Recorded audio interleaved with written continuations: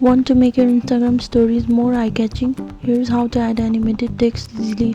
And if you are new here, make sure to subscribe for more quick social media tips. First, open Instagram and swipe right to go to the story camera.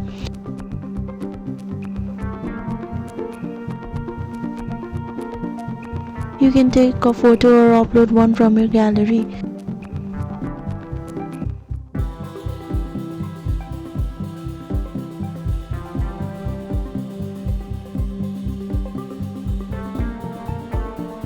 Now tap on the text icon at the top.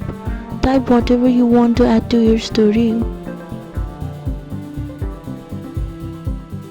Once you have added text, look for the animation icon, usually an A with motion lines. Tap on it to see different animation styles. You can choose effects like fade, slide, bounce or typewriter. You can also change the font color, size and position of your text. Try different styles to match your story vibe.